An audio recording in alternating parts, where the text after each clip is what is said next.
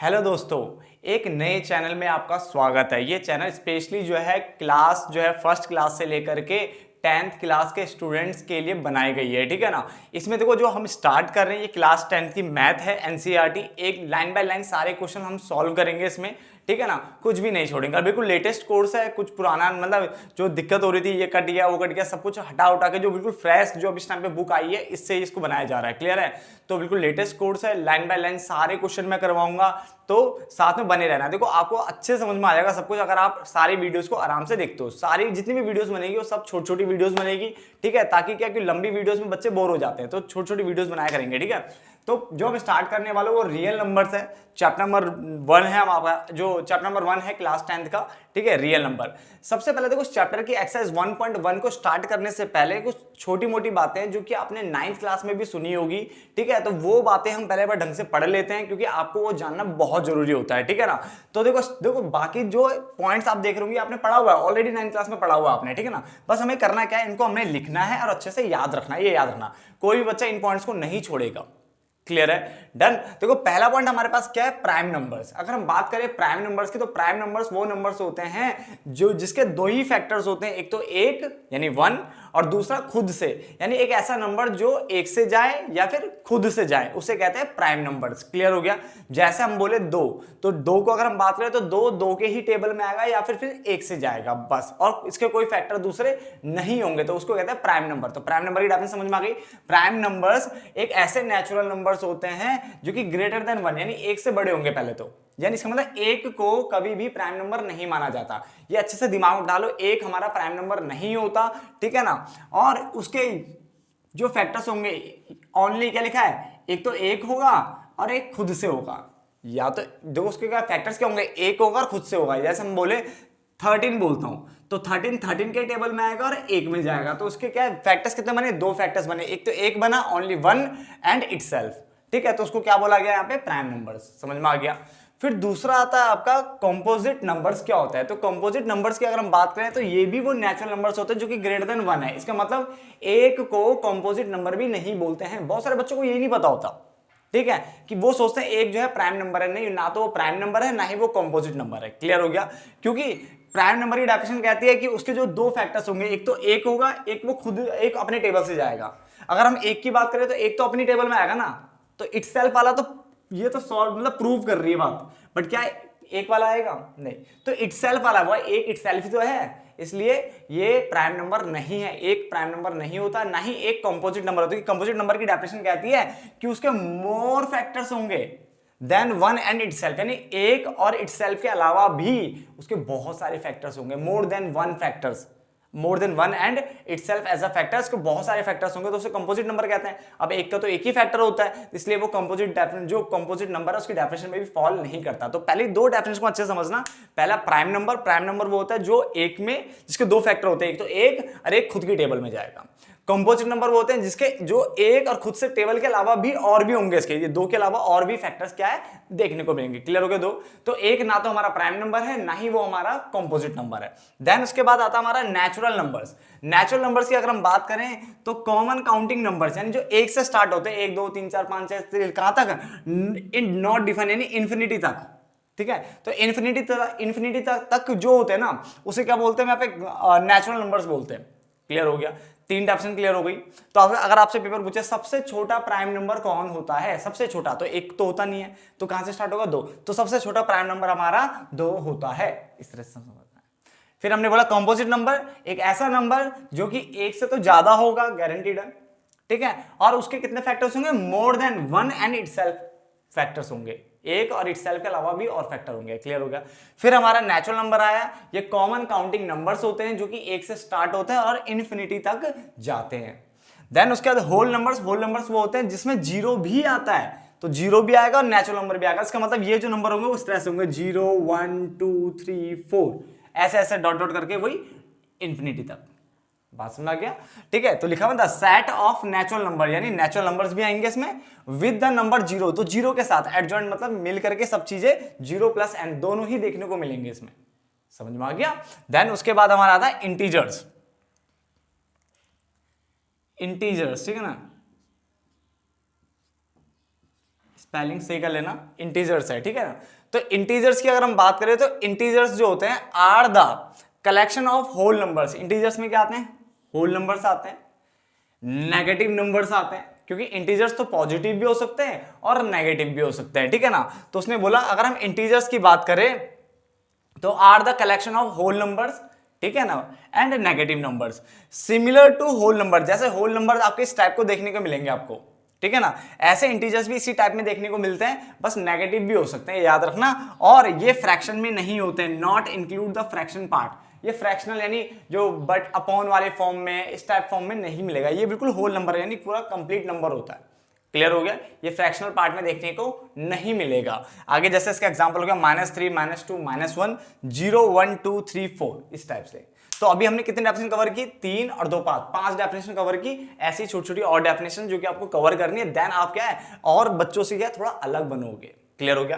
Then prime number क्या बोला मैंने? जिसके जो फैक्टर्स होते हैं एक होता है और इटसेल्फ होता है। उसके बाद कंपोजिट नंबर जिसके एक और इटसेल्फ के अलावा भी और भी फैक्टर्स होते हैं। देन नेचुरल नंबर्स की बात करें तो ये कॉमन काउंटिंग नंबर्स होते हैं, एक से स्टार्ट होते हैं। होल नंबर में 0 भी आता है और बाकी 1 2 3 4 ये तो आते आते हैं। इंटीजर्स पॉजिटिव नेगेटिव दोनों हो सकते हैं, बट फ्रैक्शनल पार्ट नहीं होते, फ्रैक्शनल नहीं होते ये, ठीक है ना, अपॉन एंड ऑल में नहीं मिलेंगे। क्लियर हो गया? चलो फटाफट से नोट डाउन करो ये।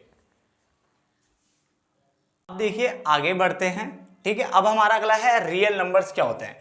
रियल नंबर्स की बात करें तो उसने बोला all rational and irrational number, जितने भी रैशनल और इरैशनल नंबर्स होते हैं उनको क्या बोला जाता है? Real numbers. यानी रैशनल और इरैशनल को मिला के जो बनता है उसको क्या बोलते हैं? Real number. क्लियर हो गया?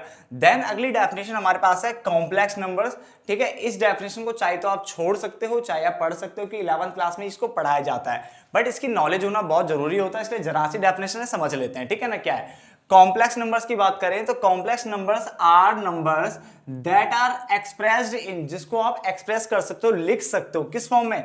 इन the form of a plus i b या a प्लस बी आई भी लिख सकते हो। तो a प्लस आई बी लिखो या a प्लस बी आई लिखो, एक ही बात है। तो उसने बोला कॉम्प्लेक्स नंबर्स वो नंबर्स होते हैं जिनको आप एक्सप्रेस कर सकते हो, यानी लिख सकते हो, दिखा सकते हो in the form of a plus i b की फॉर्म में, जहां पे a और b तो आपके रियल नंबर्स होंगे। a और b क्या होंगे? रियल नंबर्स होंगे, और जो i होगा वो इमेजिनरी नंबर होगा जिसको आयोटा बोलते हैं। बेटा क्या बोलते हैं? आयोटा बोलते हैं। तो कॉम्प्लेक्स नंबर्स वो नंबर्स होते हैं जिसको एक्सप्रेस किया जा सकता है a प्लस आई बी की फॉर्म में, जहां पे a और b आपके रियल नंबर्स होंगे और i आपका इमेजिनरी नंबर होता है जिसको आयोटा बोलते हैं। और जो i की वैल्यू होती है वो अंडर रूट में -1 होती है, यानी -1 का स्क्वायर रूट होता है। क्लियर हो गया? चलो देन उसके बाद रैशनल नंबर्स क्या होते हैं? रैशनल नंबर्स वो नंबर्स होते हैं जिनको आप पहले तो ये रियल नंबर्स होते हैं, क्योंकि देखो रैशनल हो चाहे इरेशनल हो वो रियल नंबर तो होगा ना, तो उसका मतलब ये रियल नंबर होते हैं, और इरेशनल भी क्या होता है? हमारे रियल नंबर होते हैं, दोनों ही रियल नंबर होते हैं। ये बात तो क्लियर थी। अब इसमें मतलब रैशनल नंबर वो होते हैं जिसको p बाई क्यू की फॉर्म में लिख सकते हैं, जहां पे q not equal to 0, q 0 के बराबर नहीं होना चाहिए, यानी न्यूमरेटर में 0 आ सकता है मगर नीचे डिनोमिनेटर में 0 नहीं आ सकता। क्लियर है? तो q नॉट इक्वल टू 0 ये यहाँ पे बात की जाती है।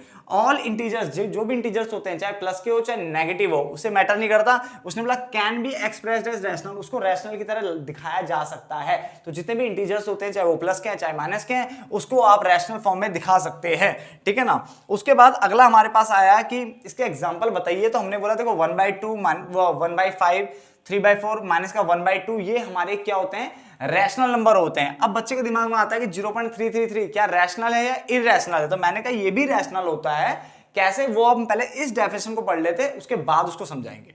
क्लियर है? तो उसने बोला इरैशनल नंबर क्या होता है? इरैशनल नंबर भी रियल नंबर्स होते हैं, मगर इसको can not be express in the form of p/q, इसको p/q की फॉर्म में नहीं दिखा सकते। ये बात समझ में आ गया? उसको दिखा सकते थे, इसको नहीं दिखा सकते।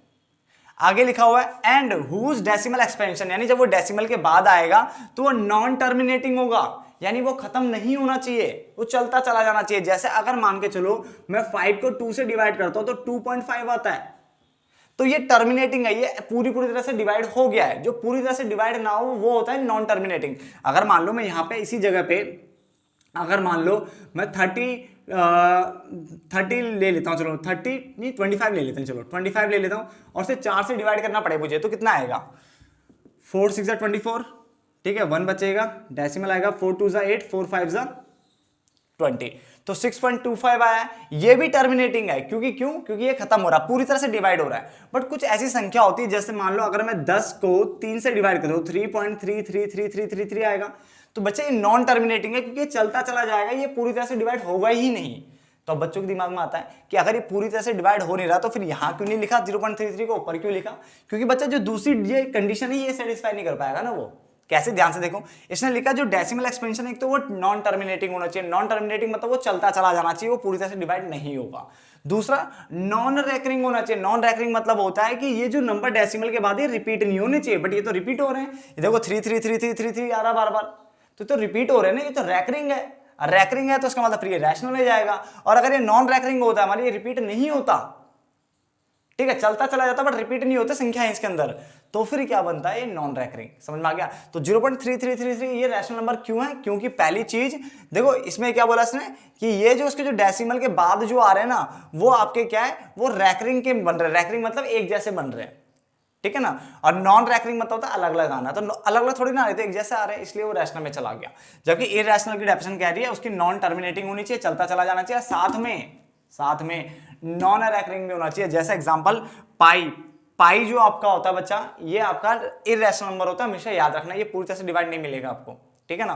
तो ये आपका इरैशनल होता है, √2 इरैशनल होता है, ये भी इरैशनल, ये भी इरैशनल। और यहाँ पे ध्यान से देखो, अगर यहाँ पेयर देखोगे आप, देखो 0.21, फिर ये 0.211, 0.21, फिर 211, फिर 2111।